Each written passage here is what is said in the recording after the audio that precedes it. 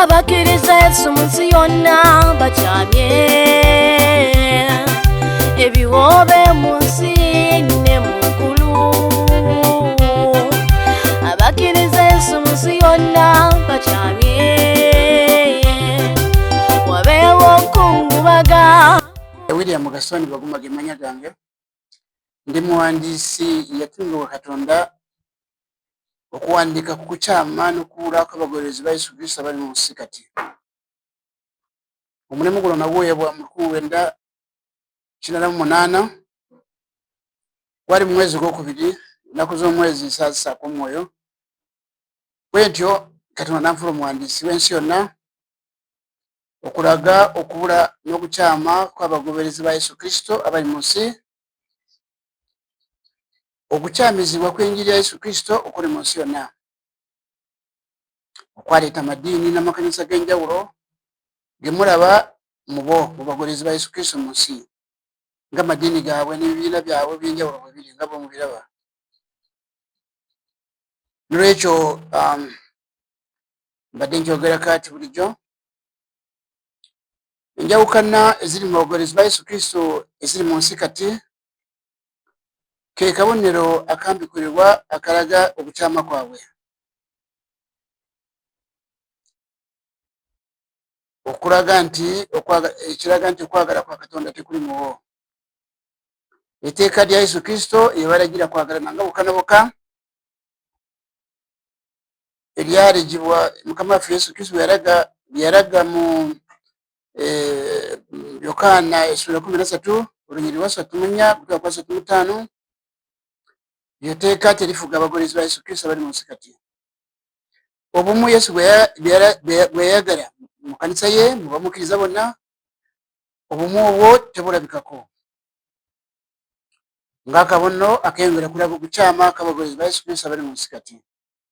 N'ekyo nawe bw'okuwandiika ku kukyama ku ludda lumu, ku ludda lulala ndagibwa kulaga obugolokofu bw'enjiri ya Yesu Kristo nga bw'erina okubeera mu nsi. Kale no olwaleero ndi kumulamwa okukwata ku bulamu bw'ensi eno nga bwe buli mu kaseera kano,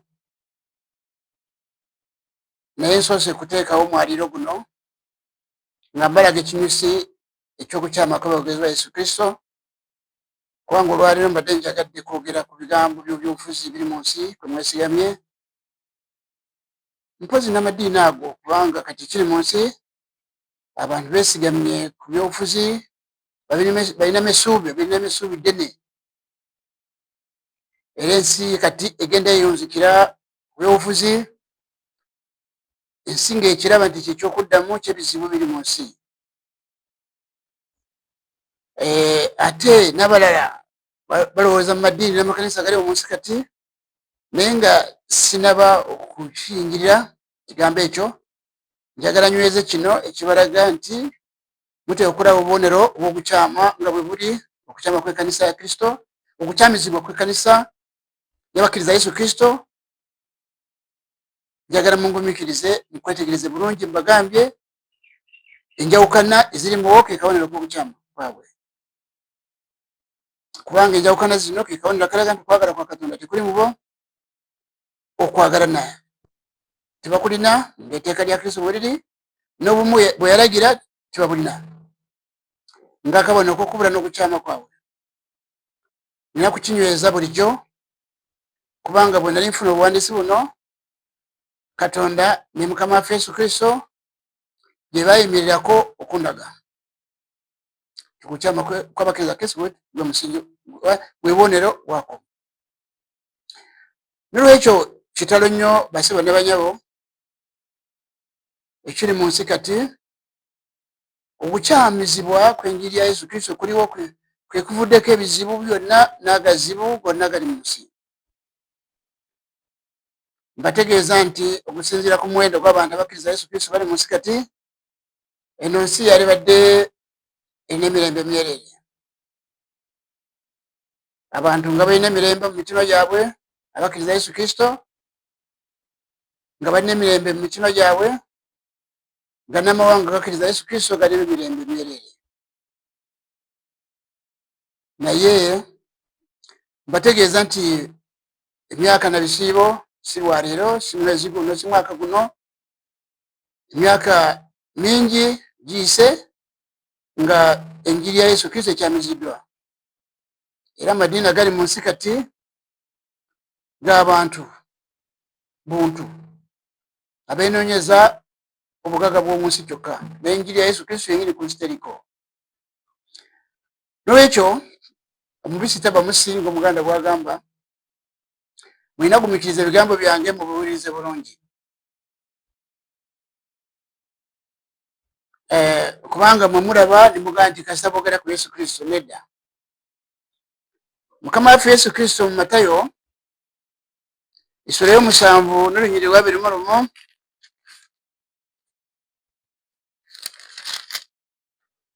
yakyogerako kino ekiri mu nsi. Matayo essula 7 n'olunyiriri okuva kwa 21 okutwala kwa 27 agamba nti buli muntu agamba nti mukama wange mukama wange si yaliyingira mu bwakabaka bw'omu ggulu, wabula akola kitangale mu ggulu ky'ayagala. Bangi abaliŋŋamba ku lunaku luli nti mukama waffe twalagulanga mu linnya lyo, twagobanga abadayimooni mu linnya lyo, tetwakolanga ebyamagero bingi mu linnya lyo. Ndyoka mbaatulira nti sibamanyanga mmwe muve wendi mwena abakola ebyobujeemu. Ebigambo bino mbategeeza mulina okubigenderera ab'emirembe gino.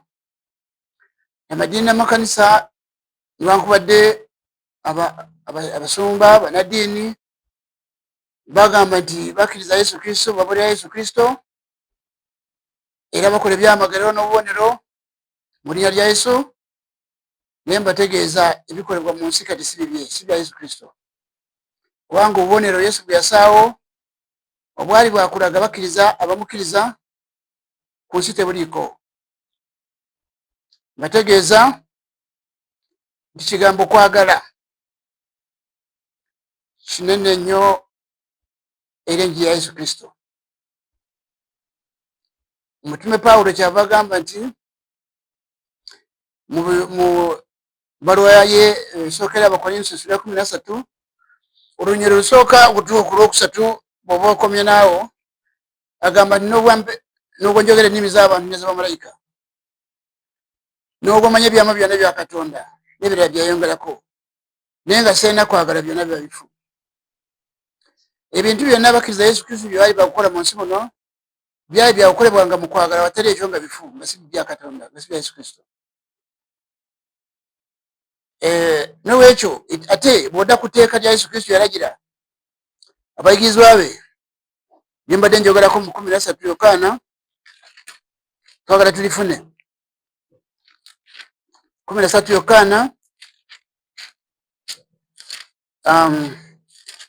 mujja kukisanga nti ke kamu ku bubonero bukulu Yesu bwe yalaga obwali bwakulaga abayigirizwa be ensi ne bategeera nti be bano. Naye kati obubonero obwo tebukyali ku nsi, abakkiriza Yesu Kristo babulina. Mukama waffe agamba Yokaana 13 olunyiriri lwa 34 n'olwa 35 agamba, etteeka erijja mbawa timwagalanenga nga bwe nabaagala mmwe, era nammwe mwagalanenga. Bonna kuba nabategeezanga nga muli bayigirizwa bange bwe munaabanga n'okwagalananga maka na maka.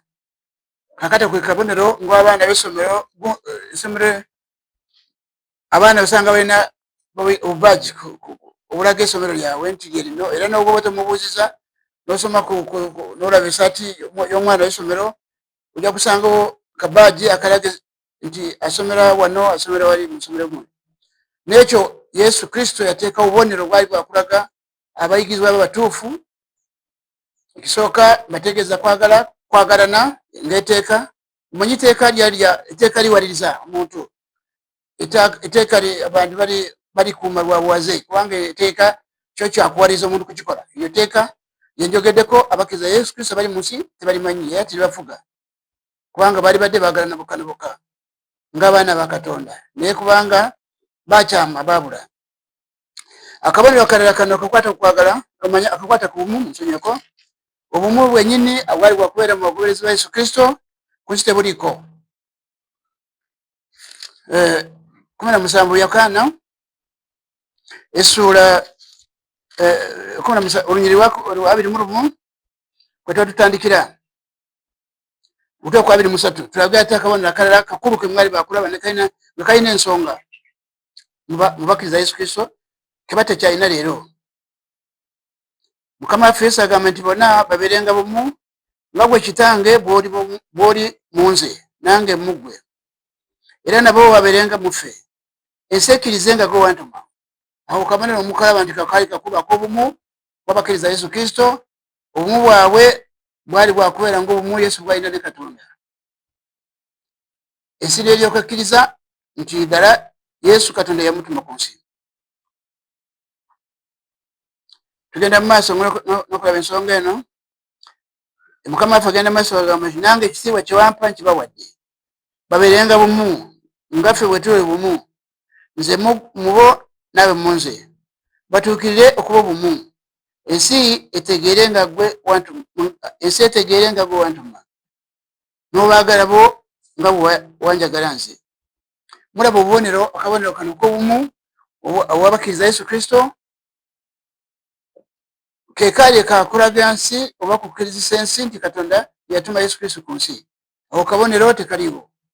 Enjawukana ze mulaba abampuliriza mugoberera amadiini amakanisa naye ago madiini agali mu nsi kati agabakkiriza Yesu Kristo agali mu njawukana n'obukyayi ago madiini si ga Katonda nedda. Enkyukakyuka etandise ku nsi mu Uganda etandikidde mu Uganda ng'obunabbi bwe bwalaga emyaka mingi omumyaka mingi yonga mu mwaka kuva mu 9 mwaka gw'9 awo obunabbi bwasaasaana mu mawanga mangi kulaga nti Uganda enkyukakyuka ensi y'eby'omwoyo mwegenda kuva abala bakiyita revival y'ensi yagutandikira mu ggwanga ne Uganda. Ekyo Katonda yakirambika dda si kati. Obwandiisi buno bwe bulaga enjiri Uganda mwe gyegenda kutwala mu mawanga malala. N'olwekyo nsooka bwe mba ntandika kwogera kisobola kubuukira ekirala nasoose kubalaganga okukyama nga bwe kuyimiridde emisingi gy'okukyama kw'ekkanisa. N'olwekyo temuwulira nti bakola ebyamagero bano ebyo byonna byebakola sitaani abirina abimanyi era asobola kubijingirira. Okwagala kwokka sitaani kwatalina era okwagala kwa Yesu Kristo okutali mu bagoberezi ba Yesu Kristo ati abali mu nsi kati. Singa okwagala kwali mu bo enjawukana tezaali baddemu.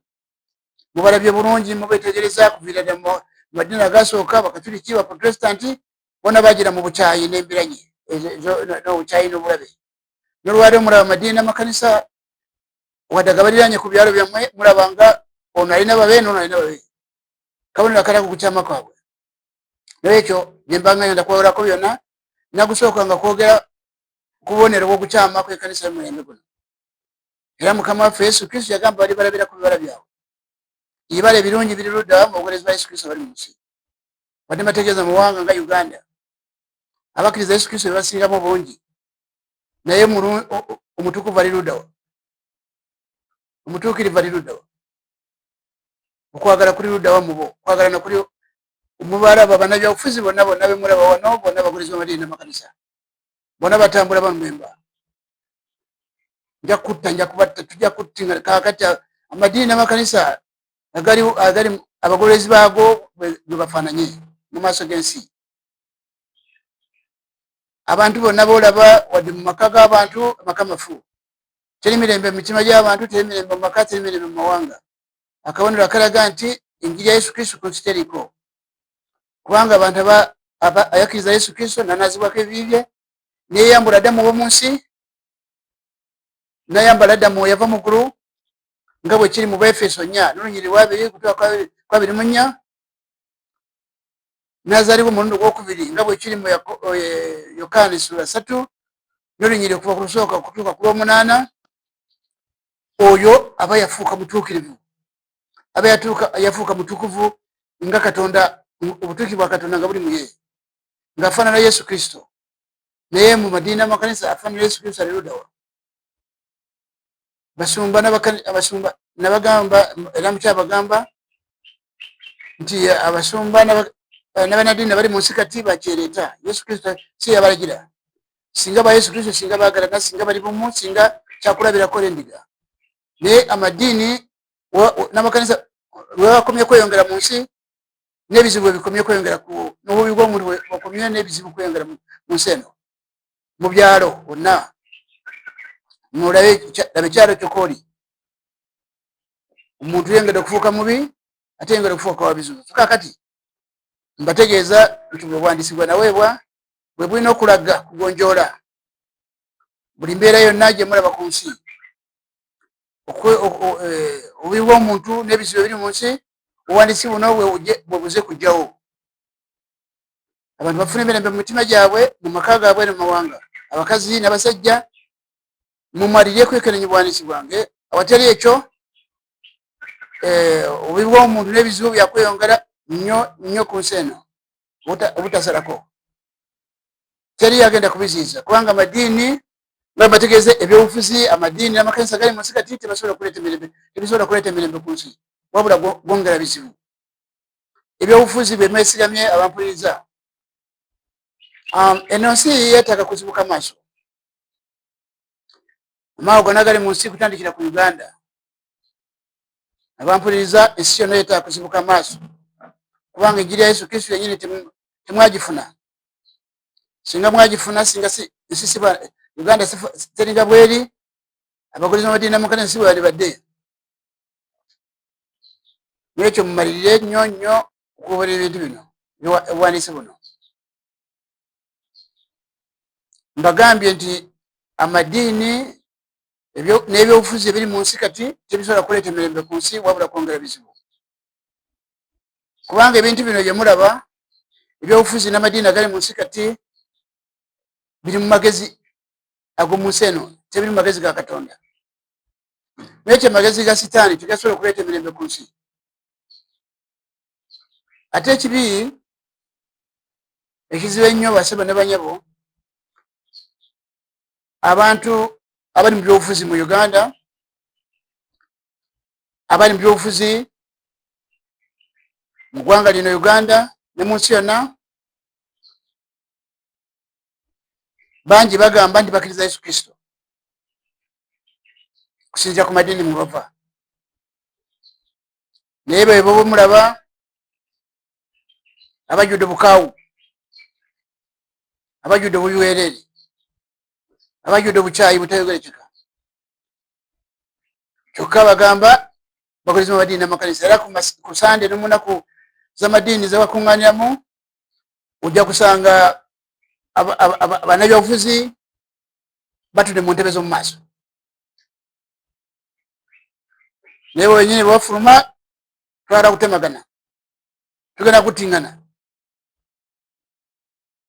Akatonda akalaga nti amadiini n'amakanisa gali mu nsi kati si ga Katonda n'akatono, kubanga abagoberezi baago byebibala by'amadiini. Abagoberezi b'amadiini n'amakanisa, enfaanana yaabwe n'eyisa yaabwe byebibala by'amadiini gano n'amakanisa gali mu nsi. Amagezi gano era badde kyogerako, ntegeeza nti amagezi agakozesebwa mu byobufuzi ne mu madiini n'amakanisa gali mu nsi kati, ago magezi ga Katonda. Amagezi ga Katonda Pawulo agogerako wano. Basebo ne banyabo bampuliriza, njagala mwegenzereze muwulize. Amagezi gano agaali gakuleeta emirembe ku nsi si magezi gano ge mulina, magezi malala. Amagezi ga Katonda tegabeeramu bubi, nedda. Bakolinso ekisooka ssuula 2:6 kwe tuba tuva, tutegere nga waliwo amagezi amalala agaali gakukozesebwa abakkiriza Yesu Kristo.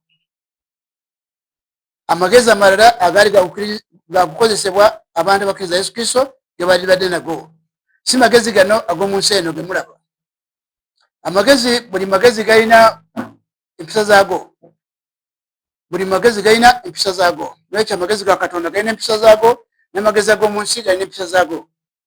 Nekyo amagezi agaali gakubeera mu bakkiriza Yesu Kristo mu ngeri yonna gaali magezi agava mu ggulu, so si magezi ga mu nsi muno. Amagezi g'omu nsi gaalabika nga Adamu omuntu yasooka nga amaze kugwa. Ago magezi abantu ge bazaalibwa nago, ago magezi gajjudde obubi ge gali mu nsi mu madiini n'amakanisa kati.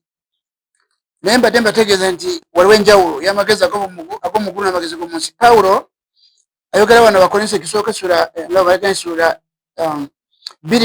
kuva ku lw'omukaaga agamba, naye amagezi tugoogera abatuukirira. Naye amagezi tugoogera mu abo abatuukirira.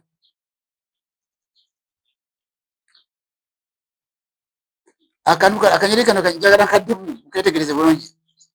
Naye amagezi tugoogera mu abo abatuukirira.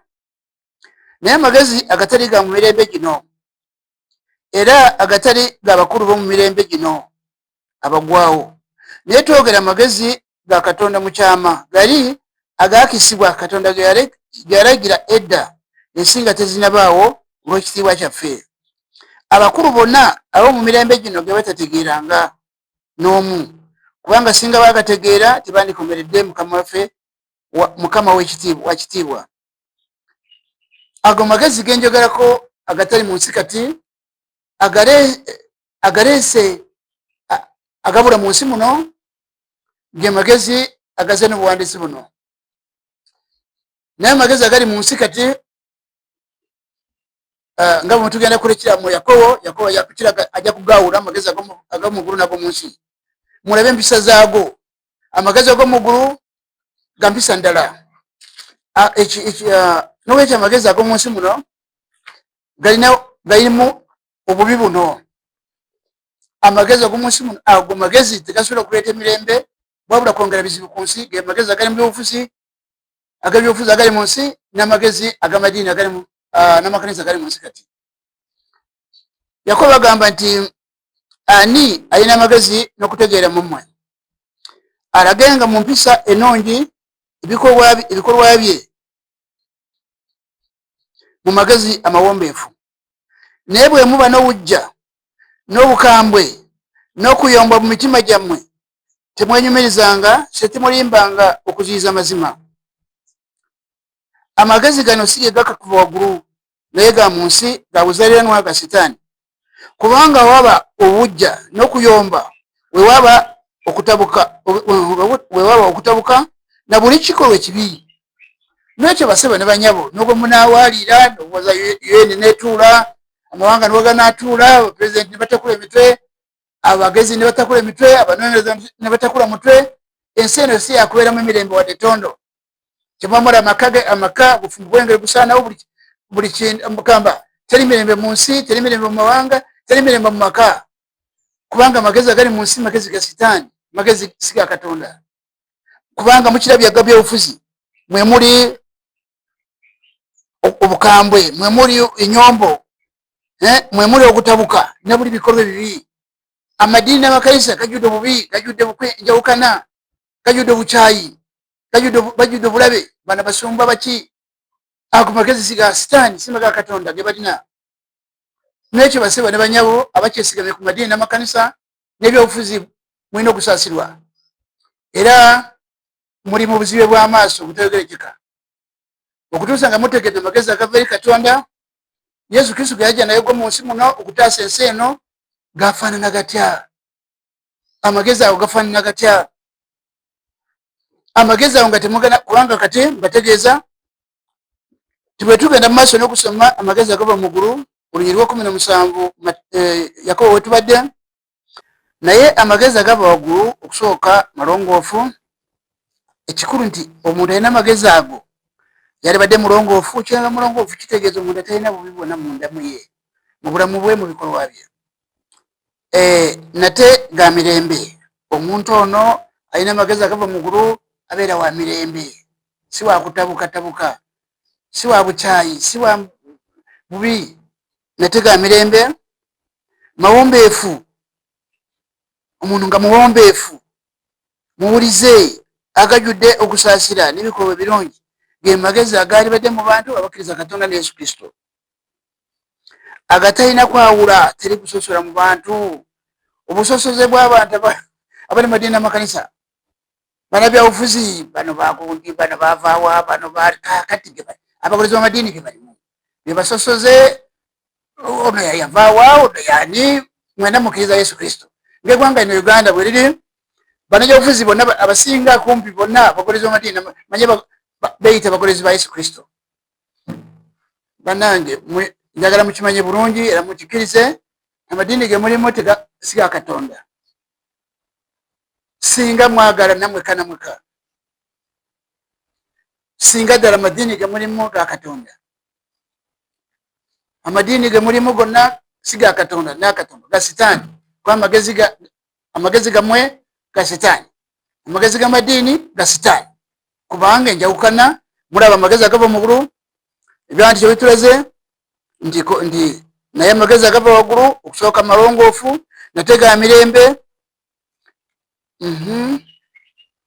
mawombeefu, mawulize, gajudde okusaasira n'ebibala ebirungi, agatalina kwawula, agatalina bunanfuusi. Kati ku magezi mu nsi bwe gali, amadiini n'amakanisa agalina. So nolwekyo baseba ne banyamu bategeeza nti buwandiisi bwange bulaga nti mulina kumanya nti ensi eteeka okubeerako kumanya ekyokukola. Naye mbategeeza nubwo munaasaba nga ne musiiba ne mukola mutya, nubwo munaatuula enkiiko ne muyiga ne muyigiriza wakugu batya, temusobola kufuna mirembe ku nsi eno. Tewali mirembe mu nsi, mu mitima gy'abantu. Tewajja kubeera mirembe mu maka, tewajja kubeera mirembe mu mawanga. Kyeva mulaba kati tewali mirembe eri buli muntu, wadde abagaga n'abaavu. Teri mirembe mu mitima gy'abantu, teri mirembe mu maka, teri mirembe mu mawanga, kubanga amagezi agali mu nsi si magezi ga Katonda. Ebintu bino mbategeeza baseba ne banyabo bampuliriza, eno ensi yasoba. Mbadde njogera ku bubonero bw'obukyama, naye ensi bw'ogiva ku ntono, ensi eno tulina okugitegeera, ensi yasoba. Mbategeeze n'ensi mwetaaga kugimanya gye tuliko, nsi kyeno, kubanga temugitegeera, temugimanyi. Twetaaga Katonda agitunyonyole, tutegeere ensi eno, tusobole kuwona embeera zaayo. Mbategeeza abasebo ne banyabo nti Adamu omuntu yasooka ku nsi yaleeta akatyabaga kanene ku nsi eno, akavuddemu buli bizibu byonna byemulaba byemulimu.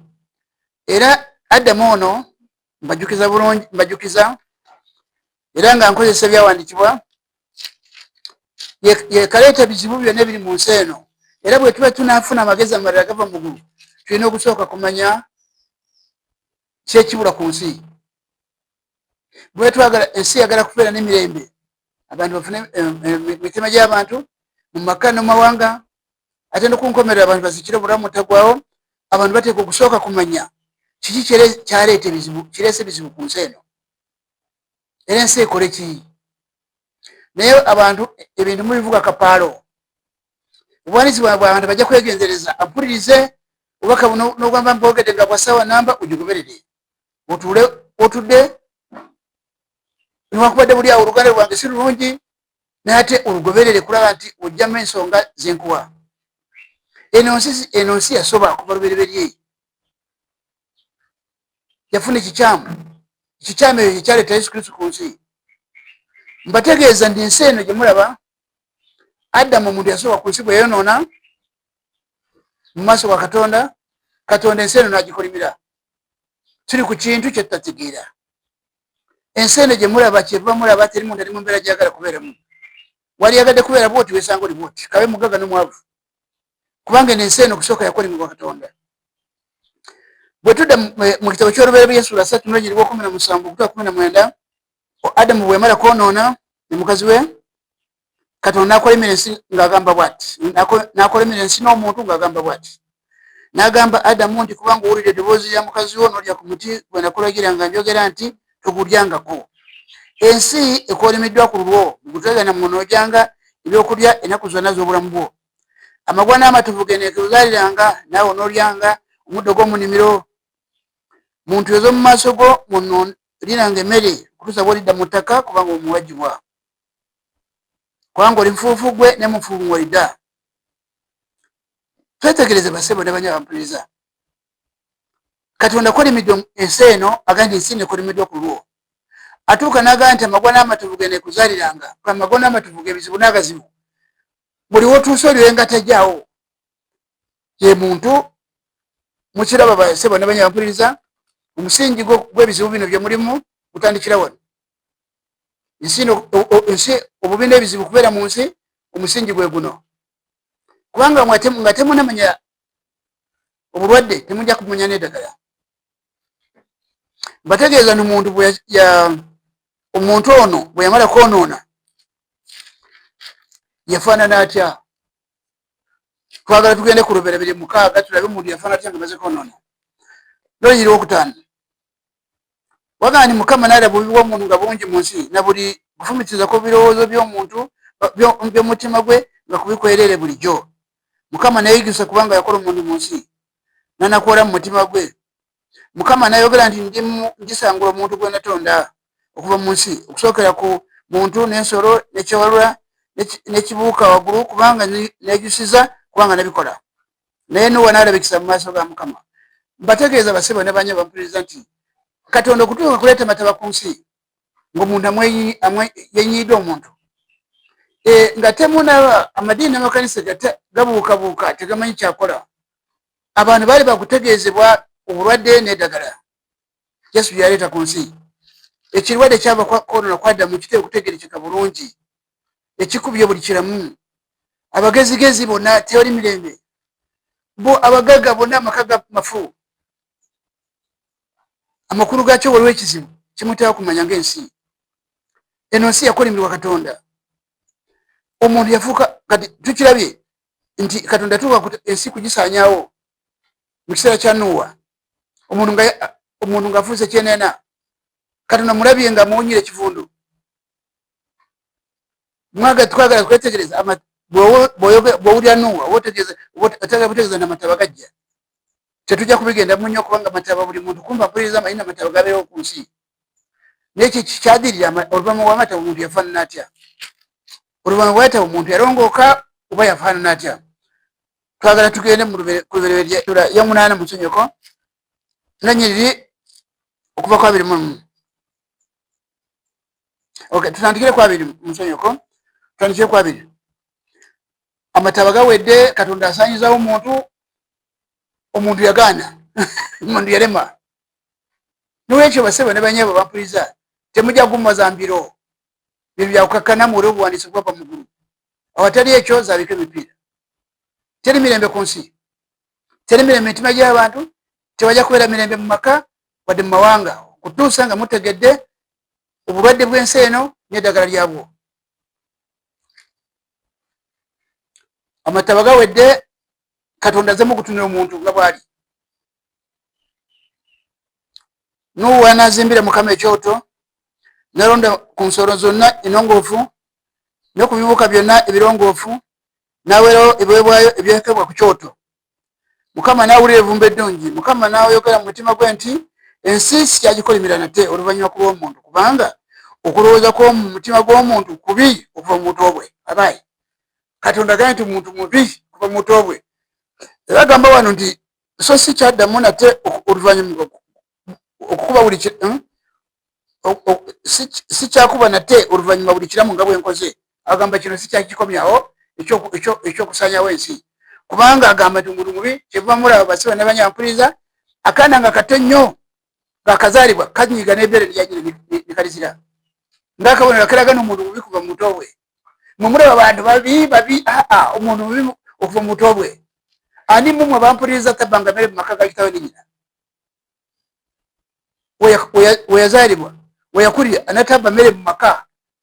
kyokka mulaba bali mukubba ate babba mu gavumenti ate babba batemu baki. omuntu azaalibwa mubi. buno bubi buzaale. buno bubi bwa mukazi wo bubi buzaale. tebuze kati ate tosobola okubugjawo okutuusa nga mutegedde etu yesu kristo gyaleeta ku nsi. eddagala yesu kristo gyaleeta ku nsi nimutege amadini n'amakanisa yagatabawadde. Mutegedde nti omuntu mubi kuva muto, era Katonda agamba nti ensinga ekyaliwo okusiga n'okukungula, era empewo n'ebbugumu, era ekyeya n'ettogo, era emisana n'ekiro tebigwengawo. Ebyo byakubeerawo, enkuba tugiraba, musana gwaka, ebintu byonna ekiro n'emisana weebiri, naye obubi bw'omuntu n'ebizibu, kubanga mbategeeza nti wali ali mu nsi yakolimirwa.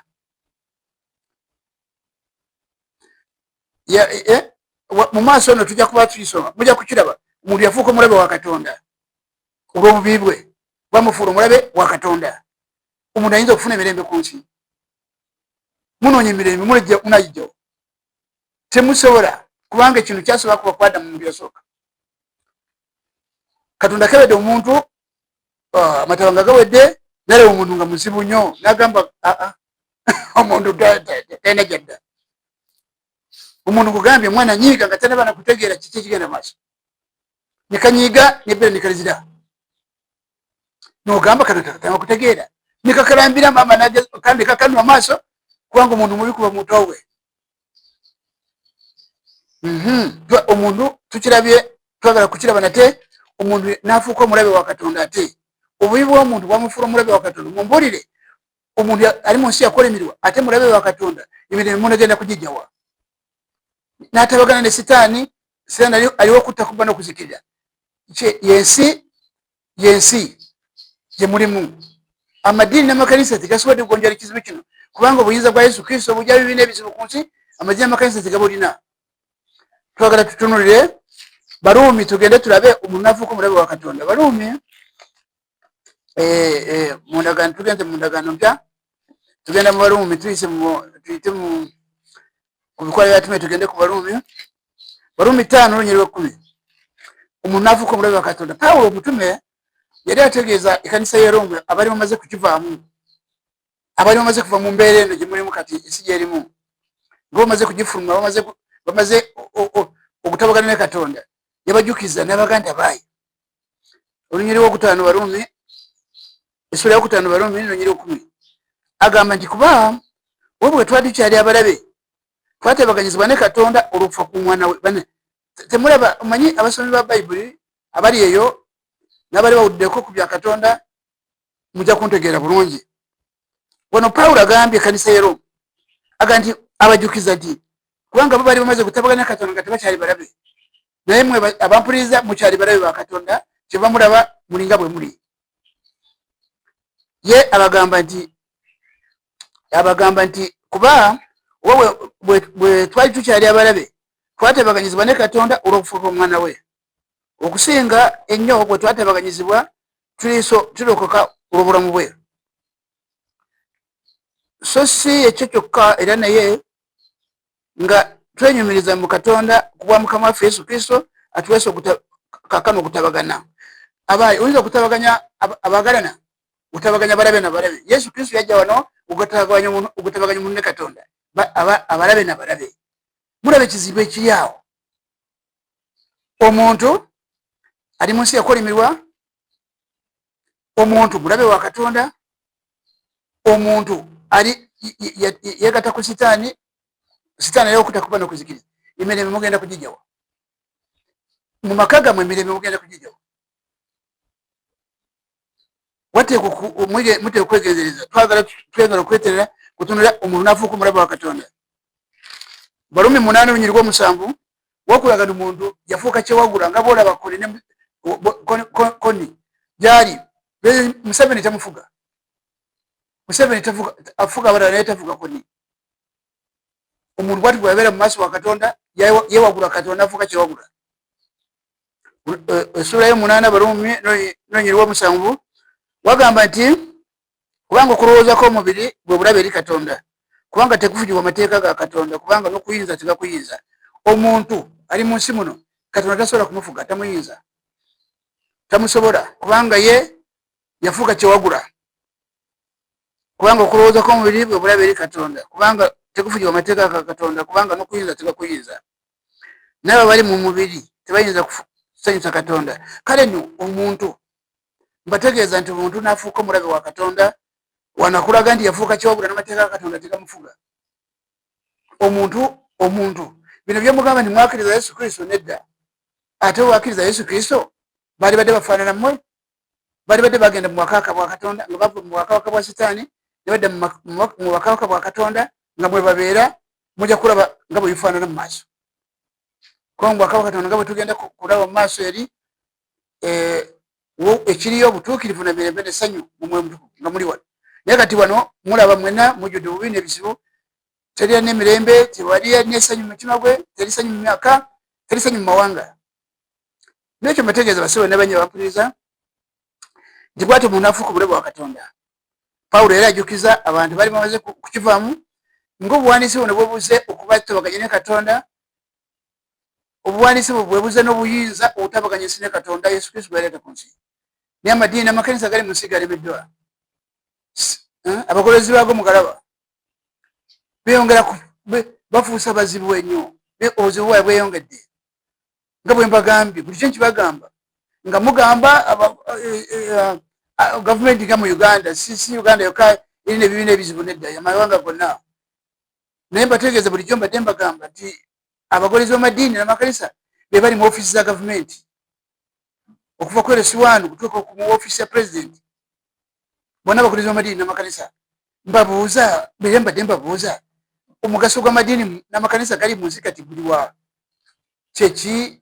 Kubanga amadiini n'amakanisa bwe gaba nti omugaso gwago si kukyusa bantu babi okubafuula abalungi, abadde babbi ne batabba, abadde balimba ne batabba, abadde n'obukyayi ne buwona. Oba amadiini si gwe mulimu gwago? Omulimu gw'amadiini mu nsi ki? Amadiini n'amakanisa gaba gasaaki? Bwe wali ekizibu muwoza pulezidenti, simanyi abo bapulezidenti tebalina buyinza kukyusa abantu babi kubafuula abalungi, nedda. Ogwo si mulimu gwabwe. Omulimu gwabwe kigambo kya Katonda kyekyali kize kukikola. Naye ekigambo kya Katonda kikyusa abantu babi kubafuula abalungi, amadiini n'amakanisa tegakirina. Kyeva mula buli kintu kikusobedde. Tosobola kukyusa mukazi wo, n'oba okola otya, tosobola kukyusa n'omwana wo, nedda. Wadde pulezidenti tosobola kukyusa nnyumba ye, nedda. Omubiri tosobola kumufuula omulungi, tosobola. Nolwekyo omulimu gwa Yesu Kristo ogwamuleeta ku nsi kwali kukyusa abantu babi kubafuula abalungi, nga bwe biri mu byawandiikibwa. Bw'osoma ebbaluwa esooka Yokaana tunda olunyiri lw'omunaana agamba nti kyamuleeta yajja kumalawo emirimu gy'omulabe Sitaani. Yokaana enjiri ebbaluwa esooka esooka n'olunyiri lwa 29 akaliga ka Katonda Yesu Kristo ke kajja kujjayo ebyensi. Teri mulala alina obuyinza abanange, tewali n'omu alina obuyinza ku kibi by'abantu bali mu nsi. Bino by'abalina ofiisi bayita basiba boogera by'abantu by'amagezi ga mu nsi, tebirina bukakafu, si by'amazima. Amazima gali nti obubiina n'ebizibu biri mu nsi, Yesu Kristo yekka yebirinako obuyinza okubijjawo. Amadiini n'amakanisa galemwa kubanga gali mu magezi ga mu nsi, tegali mu magezi ga Katonda. So n'ekyo mbadde mbategeeza, mbadde nkyanyweza ekigambo kino ekiri muki ekiri ekiraga nti omuntu afuuka omulabe wa Katonda. Mulyoke mutegeere nti toyinza kubeera mu nsi yakolimirwa. Ensi eno yakolimirwa ate abantu balabe ba Katonda. Kati abantu banaafuna emirembe batya okujjako nga bamaze okutabagana ne Katonda. Wano ku lusozi Kirongo we tuli, mbategeeza baseba naye bampuliriza nti ku lusozi Kitongo wano wendi ntudde ku nnyumba y'obuwandiisi, obuwandiisi obwaka ku nsi 1988 obulago bukyama kw'ekkanisa. Ku kino ekizimbe kwe ntudde obuwandiisi bwe bukolera. Obuwandiisi bwange bwa bwereere eri buli muntu, naye ensi yonna egoberera obuwandiisi buno ewone ekibambulira.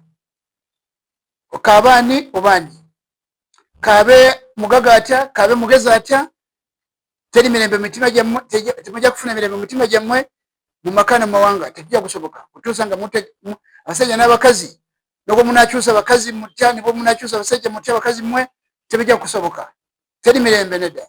Ate baseba ne banyabo ffenna tuyinza lirya mukazi. Bino Yesu Kristo yabiraba. kubanga bwe yaraba yali ku musalaba abakazi ne bamukabirira yatuuka n'abagamba nti temukabira nze mwekabire n'abaana bammwe kati ensi mu nsi yonna ekitonda mukazi kiri mukoroma olw'abaana be ennaku yeyongedde ku nsi kubanga amadiini n'amakanisa tegalina buyinza kutabaganya nsi ne katonda bwandisi bone bwe bukireeta wano ku lusozi ekitongo ebiriwo byonna byabwerere teri kyofuna ng'okiguze teri kyofuna wano ku kitongo ng'okiguze kubanga bino bye basa mu madiini n'amakanisa byababbi era banyazi gyemisenye mikambwe pawulo gyayogerako nti bwe nimala kuvawo girijja giriwalula abayigirizibwa emabega waayo nga gyenonyeza sente kyakuyigirizibwa bulungi mujja kukitegeera kuva ku byawandikibwa nti amadiini n'amakanisa gali mu nsi kati si ga katonda nedda singa ga katonda singa gasobodde kutabaganya abantu ne katonda ensi eno obubi bw'omuntu ne bukendeera manya ne buvaawo mwaba abakkiriza yesu kristo n'ebizibu ne bivaawo naye bwe kiba nga mu bagozi ba yesu kristo abali mu nsi obubi n'ebizibu byeyongera gye bali kabonera kalaga nti amadiini mwe bali gonna mafu si ga katonda n'akatono n'olwekyo mbategeeza bw'odda wano mu Bakolosaayi ssuula emu lunyiriri lwa 21 weyongera okutulaga nti omuntu yafuuka omulabe wa katonda era pawulo era ajulukiriza amakanisa gano ekanisa zino nga bategeeza baayi twali abalabe naye tetwatabagana ne katonda abiri mu bagamba nti nammwe bwe mwali edda bannagwanga era balabe mu kulowooza kwammwe mu bikolwa ebibi naye kaakano yabatabaganya mu mubiri ogw'ennyama ye olw'okufa okubanjula abatukuvu abataliko mabala abatananyezebwa mu maaso ge amakulu gatyo wano era alaga nti yali alaga eno kanisa y'Abakolosaayi nti mwali abalabe olw'ebikolwa byammwe naye kakati yabatabaganya n'olwekyo mbategeeza nti yesu kristo kyamuleeta wano yalaze kutujja mu mbeera eno adamu ne sitaani mwe batuteeka omuntu n'ekyo olwaleero mbategeeza nti kristo kujja kyali kyasuubizibwa ibulayimu ajja mu kulokolebwa kwaffe oba mu kutaasibwa kwaffe ekyama kyo katonda gusaasira ensi eno yali emye omuntu yengedde kubonaabona basebo ne banya mujjukira bajjajjammwe bakitamwe badde mukulaguwa nebangi kati babirimu mundagu balijja wano banoonya obulamu tebabulaba olw'okuba nti ekintu kyasobola kubabeerye kiva ku Adamu n'olwekyo ibulayimu yasuubizibwa omukisa gw'amawanga gonna kubanga ebintu bibiri bikontana omukisa n'ekikolimo bikontana ensi yaliko ekikolimo yesu katonda n'alaga nti ajja kuleeta omukisa ku nsi ekikolimo kino kive ku bantu batabagane naye bafune emirembe bafuuka abaana be olubereberye essula 12 musenyeko n'olunyiriri lwokusatu katonda n'asuubiza ibulayimu omukisa ekyo kigambo basebe ne banyo katonda kyayogera ne ibulayimu kwegamba kyali kyama ekinene nnyo oba kwali nga bw'oyinza gamba nti mbadde ntuusa awantu kusaanawo okuttibwa oba okubonyaanyemezebwa niwabeerawo omuntu ajjange azze kusumulira mu mbeera eyo abuze kusumulira mu kubonaabonako baddemu mu kuttibwa otuuse ku mugo wa ntaana naye niwafuluma amawulire agagamba nti otaasiddwa ng'omulamuzi bw'ayinza okuba nga amaze okusala ekibonerezo ky'okufa pulezidenti n'agamba nti mumute katonda bwe yakola kyekyama kyabikula ibulayimu mu lubeerero lyesu 12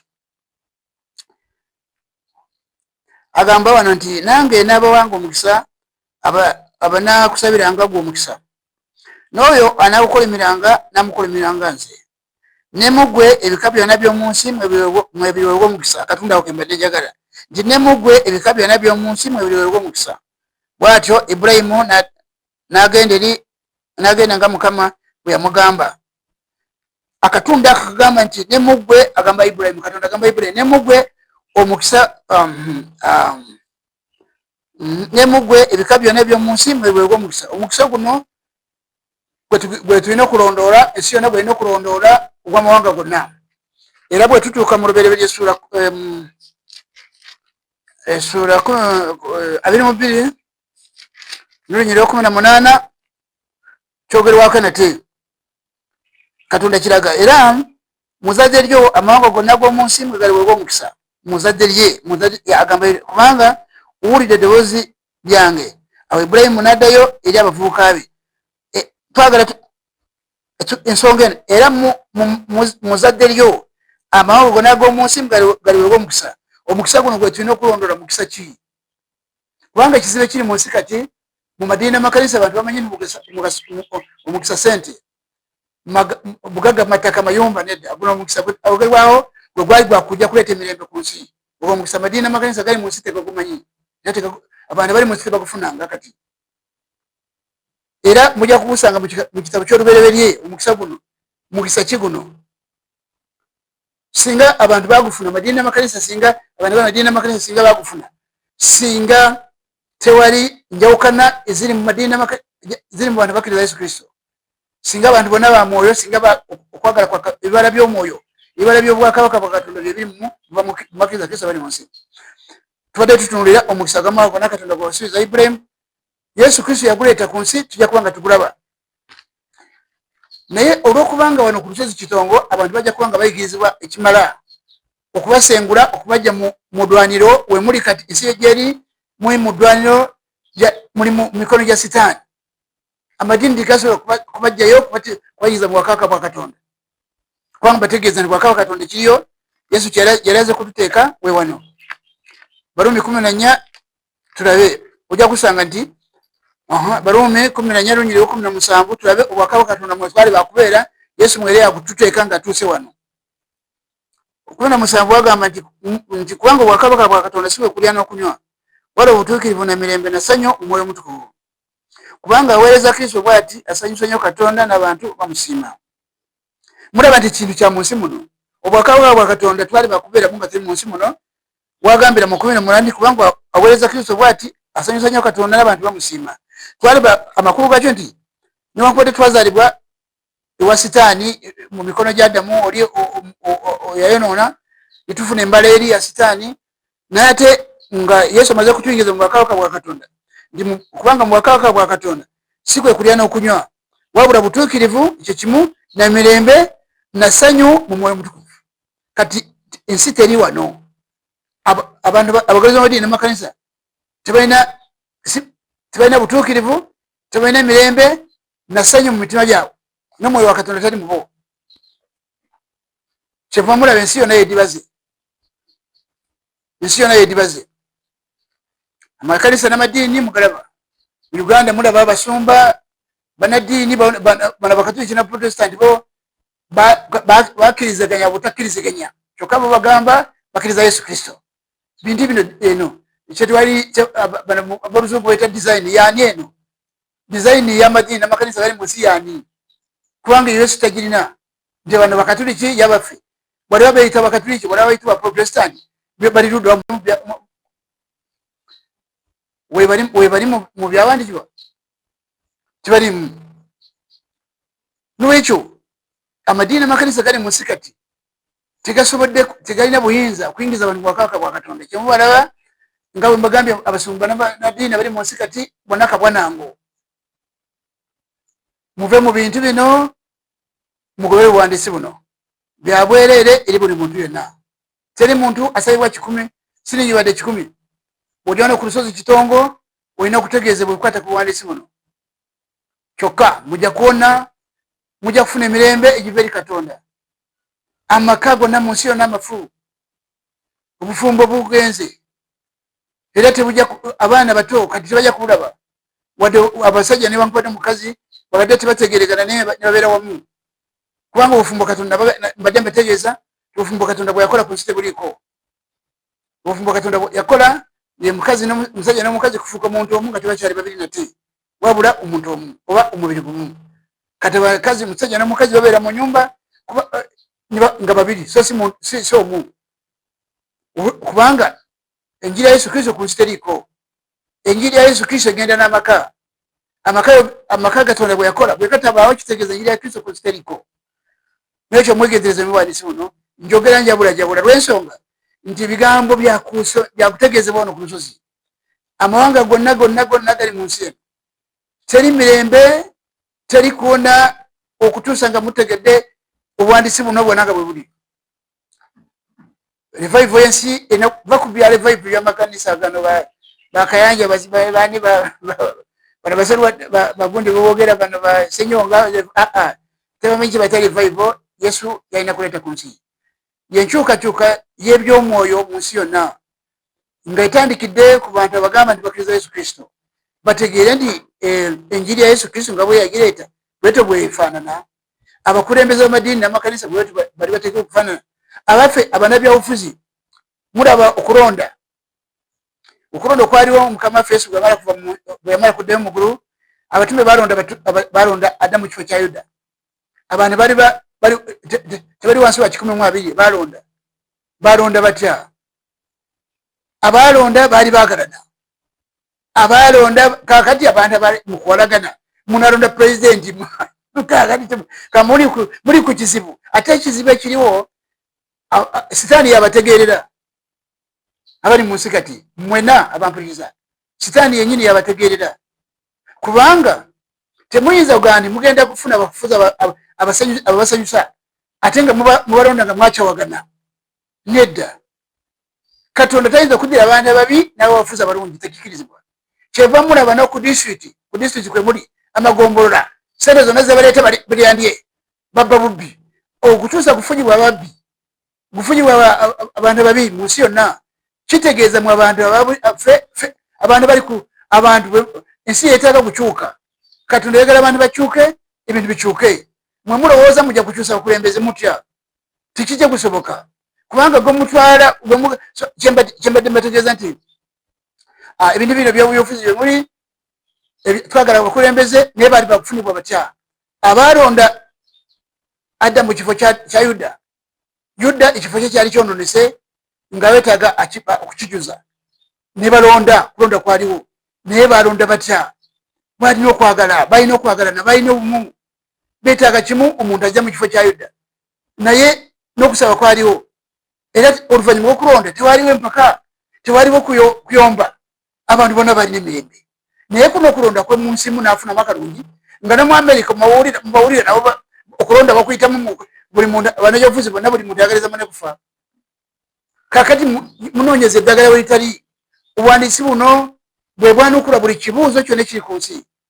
Kakibe kya byabufuzi, kakibe kya byanfuna, kakibe kya bulamu bwa muntu mu bulamu bwe mu nnyumba ye, buli kintu kyonna obuwandiisi buno bukireeta bukulaga ekintu nga bwe kyali kiteekeddwa okubeera. N'ekyo abaayi mugamba mukkiriza Yesu Kristo abampuliriza abasinga obungi. Yesu Kristo abagobezi be baali bakufuuka baana. Agamba nti buli yamusembeza amuwa obuyinza kufuuka mwana wa Katonda. Naawe nange n'omulala abo baana yabawa etteeka eribafuga, etteeka ly'abaana aba Katonda abamaze okukkiriza Yesu Kristo abazaalidde omwoyo. Etteeka eribafuga yaliteekawo. Ate be batemagana, ate be bakyawagana, be basosolagana nti ate gundi ate bagukaaka obusosoze obukyayi obulabe ebyo byonna bigirawa mu baana bagamba nti bakkiriza Kristo. Ekiseera kituuse bassebo ne banyabo abagobera obuwandiisi buno mu nsi yonna ekyo ekitundu kibeerewo. Abasitaani badde ku ludda lulala bategerekeke kuba toyinza kugaa nti wakkiriza Yesu Kristo nga tojjudde obukyayi n'obulabe, mujjudde obusi. Mu byalo enjogerera wano bategeeza nti bajjajjaffe abatibamanyi Katonda baali balungi mu nkolagana zaabwe okusinga abakolezi b'amadiini n'amakanisa bali mu nsi kati. Tunula ku byalo wakyali wali atunda ne munne ku kyalo naye baali abatibamanyi Yesu Kristo abatibamanyi Katonda baali batuula ne balira wamu ne banywera mu byokulya mu nasobya ne bamugolola ne batambula. Balina obuzibu bwe balina nti baali nabo basibuka ku Adamu, nabo bali n'obubi bwabwe naye ate mu nkolagana yaabwe olaba basinga abakolezi b'amadiini n'amakanisa. N'obwekyo kye munoonya mu madiini n'amakanisa ensi yongera kubonawo, ensi yongera kufa. Teri mirembe gye mugenda kulabako, amaka temwena gye mugalondera butuusa nga mumaze, kubanga ensi Yesu Mukama waffe we yajja n'asanga abantu ne bamubuuza ku by'obufumbo, yabaga nti balina balina kuddayo ku bufumbo buli Katonda bwe yakola. Obufumbo Katonda bwe yakola amadiini n'amakanisa tegabumanyi, tegabumanyi. Yabaffe bwali bwakujja butya, abantu bali bakubufuna batya, kubanga basebo ne banyana ebigambo nabikuliwa nange byansanga ndi bubi ne byalongoosa obulamu bwange, byasanga sina mirembe mutima gwange, sina kugamba nga ndi awo naye kubanga mwoyo wa Katonda natuuka mu muntu abadde takyalina bubi bwonna era omuntu yenna kokwagala kubeera mu ye. Mwe muli abagonde amadiini gano gabagamba nti atuyigiriza tobba toyenda atokola otya kakati bannange tuyigiriza kubanga tuyigiriza tobba toyenda ge madiini muga nti nedda sibe kyali kyakubeera, kubanga bino bye mulaba ebyamadiini n'amakanisa manya ebyamateeka ga Musa tobba toyenda naki babeeranga balina amateeka ago naye nga ebibi tebabiwona, nga balina ebibi munda nibakola amateeka ago amateeka ago galiwo. Kiba ebyandikibwa 13 Baruumi olunyiriri lw'omunaana agamba nti okuva ku lunyiriri lw'omunaana nti tobeeranga na bbanja byonna eri omuntu yenna wabula okwagalananga, kubanga yagala omuntu munne ng'atuukiriza amateeka. Mukirabanawe kubanga kino nti toyendanga, tottanga, tobbanga, teweegombanga n'eteeka eddala lyonna ligatiddwa mu kino nti yagalanga muntu mulo nga weyagala wekka. Okwagala tekukola bubi omuntu yenna, okwagala kyekuva kutuukiriza amateeka. Awatali kwagala ebya Katonda tebiriwo. Lwekyo amadiini n'amakanisa gano geesiye anti ffe tuli amadiini musi gonna gali abanadiini n'abasumba bonna kubba bubbi kyaka abantu kyebalina tebalikira kubanga nabo tebamanyi kigenda mu maaso. Era njagala bankwate bulungi ng'omuwandiisi kubanga amadiini gano n'amakanisa manya bano banadiini nabo bakyama nga nabo tebalina kyebamanyi, tebalina kyebamanyi ku bukyama kw'ekanisa, tebalina kyebamanyi. Omuwandiisi yakiweebwa era kyenva mbagamba sibasalira omusango kubasinga by'amazima kubanga temwamanya enjiri gye mwabuulirwa. Bano banadiini bano basumba bali mu nsi enjiri gye baabuulirwa si ya Katonda, namwe temwesimu mwabireeta. Zino njawukana si bwe muzirese mu nsi nedda, wabula mmwe okwekenenya obuwandiisi buno, okubukebera mutegeere nti buwandiisi buno bugamba ki. Ebigambo mubikebere, mubyetegereze, mubyekenenye, mutegeere buwandiisi bwange kiri eddagala lyokkerize ku nsi okuleeta emirembe ku nsi mu mitima gy'abantu mu maka ne mu mawanga. Buli muntu kaye mukazi w'omusajja tayise mu kino tasobola kuba n'emirembe mu maka ge, tasobola.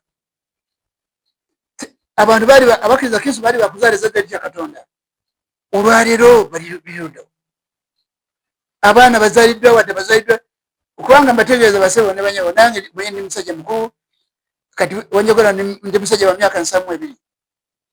N'ekyo bino bintu byansanga maze kuzaala baana n'abalala nabazaala nga Katonda tanakukwata ku bulamu bwange, naye bwe nazaala mu bulamu obwo mbalaba nimbeetegereza nimbalaba. Abaana bonna jjukira bazaalibwa babi ngaffe bwonna bwe twazaalibwa. Abantu beetaaga kusenguka, abantu bonna bali mu nsi yonna kabe bazungu kabe baddugavu beetaaga kusenguka okuva mu bwakabaka bw'ekizikiza badde mu bwakabaka bwa Katonda omuli obutuukirivu n'embeera essanyu mu mutukuvu. Awatali ekyo bategeeza abanay'obufuzi obwo bulimba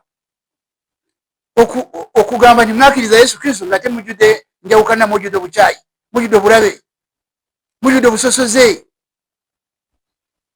mujjudde omululu. Kyokka mugamba mukkiriza Yesu Kristo ate muli bannabyabufuzi. Mu nsi yonna abazungu mubalaba, Amerika ng'eggwanga lya Amerika, Russia, abo bonna abakozi ba Yesu Kristo naye balabe kati byakati Yesu Kristo bikwataganira bwa ensi yonna mugirabe evunze. Mulaba Kongo, mulaba amawanga gonna gali wano gonna abasinga obungi bakozi ba Yesu Kristo naye bajjudde obutemu, bajjudde okutingana, bajjudde obukyayi, bajjudde obusosoze. N'olwekyo amadiini n'amakanisa gava mu bintu bino gali mwadda gafuuka gababbi sigafuuka amadiini n'amakanisa n'okujja mu mawanga ga Uganda gajjanga wadde abaloko amadiini gonna gaze wano abagalese wano baze nga bali ku bagizita diiru baze bali ku diiru ndala so si gwa kutabaganya bantu ne Katonda nedda kubanga nabo bennyini tebatabaganya ne Katonda singa batabaganya ne Katonda bali badde bagalana nalabako Abakatuliki na Protestant nga bajja wano nga Omukatuliki kusoma Bayibuli olwo akoze ekizibu bakiyitanga mayisa kirirego ekibi kitasonyeyibwa mbe kibi kitasonyeyibwa kwa kusoma Bayibuli y'Abaprotestant kakati bintu ebyo munabeeramu mpaka ddi iyo design oba ekyo mwakijjawa Yesu Kristo enjiri yajjanga bamukiriza wonna balina okubeera bumu balina okwagalana okwagala kitegeeza okwagaliza abantu bonna ebirungi byerere mu mutima gwo nga nabalabe bonna mubatwalidde okwagaliza abantu bonna ebirungi byerere mu mutima gwo nga nabalabe bonna mubatwalidde nga byoyagala abantu bakukolere naye byokolera abalala kwe kwagala kwali mu Yesu Kristo nga tolowooza ku magoba gokka naye n'agabalala ebyo byebirungo ebikoze okwagala kwa Katonda kwali mu Yesu anaakulina anaina okwagala kuno okwagala kwa Katonda omanyire wenjawo y'okwagala n'okwagalana Peetero akyogerako mu Peetero ekyokubiri essula esooka n'olunyiriri lw'omusanvu bw'olusoma okugako 9 ojja kusanga okwagala n'okwagalana byanjawulo naye byonna bikolera mu muntu omu naye ate nga byanjawulo okwagala natteeka likwata kubakkiriza Yesu Kristo bokka etteeka ly'okwagalana naye okwagala tekuzingiramu bonna okwagala oyagaliza abantu bonna ebirungi byerere abatakkiriza Katonda bamukkiriza bonna olina okubagaliza ebirungi byokka n'abalabewo abagukyawa abakutira abantu nga bonna mubatwalidde bonna n'obagaliza ebirungi byokka awatali kukyuka wadde kwejusa bw'embeera yonna kwekwagala okwagala okwo amadiini n'amakanisa tekakumanyi abantu abali mu kyobalaba abasebo ne banyawo munaasobola otya omukyala bw'onoowasa ogamba omukyala toyinza kubeera bumu naye kubanga waliwo ekijulidde ensi yonna ejulidde abantu kuzaalibwa omwoyo kyebayita kuzaalibwa omulundi gwokubiri amadiini n'amakanisa gakyogerako naye tegakimanyi emitende kubanga lwali oluggi olutuyingiza mu wakaaka bwa Katonda abantu baali bakuluyingiramu batya baali bakuyitawo batya obuwandiisi buno bwe bukireeta mu kubikulirwa kuno kwe nafuna 1948 okugenda mu maaso ne kaakati nekyo mbegayiridde abampuliriza museemwe mwekenenye buwandiisi bwawe muleme okugamba n'omusajja naye avudde nze sina kye neetaaga mu mmwe sina sente zammwe ze neetaaga wadde 10 nedda nze nne zange abantu bonna baali bakujja okuweereza Yesu Kristo tebaali kujja nga balese bibbo kusoloza sente nedda ebyo byababbi abali mu nsi ensi yonna Pawulo yabayita misege mikambwe abali mu nsi kati misege mikambwe yitasaasira kisibo ebyawandiikibwa bikiraga bulungi Pawulo yennyini ategeeza wano nti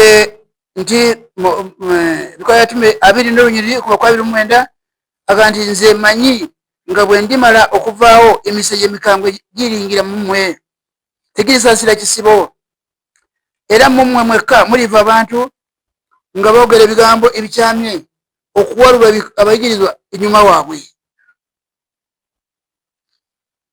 Pawulo yakiraga nti bwalimala kuvaawo walingira emisege mikambwe gye giri mu nsi kati amadiini n'amakanisa gali mu nsi kati gaabakyala kimpadde esente amadiini n'amakanisa gesobola abanaddiini n'abasumba ge basobozza ku bantu Yesu Kristo taziragiranga mu ndagaano y'empya y'ekisa nedda teziriiwo bino bintu byonna bayiiya bakutte ensi obujega abasumba n'abalina bali mu nsi yonna bakutte ensi obujega abantu tebamanyi kyakukola tebamanyi byawandiikibwa kyovuna nti bali mukubibwa abantu babiddwa mu mawanga gonna ani abagamba nti abakozi ba Yesu Kristo bali bakufuna obugaga nga babusolozeza ku bantu nga banamadiini n'abasumba bali mu nsi kati babakozi babakutta obujega ne babajjako obugaga bwonna ne bafuuka abagaga nga tebakoze emirimu babuulira enjiri kusinga Pawulo takola emirimu Pawulo yabategeeza atya Yesu mbategeeza muli mikono mizibu amadiini n'amakanisa gali mu nsi kati mbategeeza namutta n'ebyobufuzi byako byabagolizi b'amadiini n'amakanisa. Ekiseera kituuse ensi ekyuka eyo. Ekiseera kituuse ensi ekyuka eyo. N'olwekyo akaseera kano ebigambo bino si byakugwa kati abakkiriza basobodde. Ate bwe mba njogera kineetaagisa n'okuteekawo enamba zange lw'ensonga bw'oba oyagala kwogera nange nkubira esimu MTN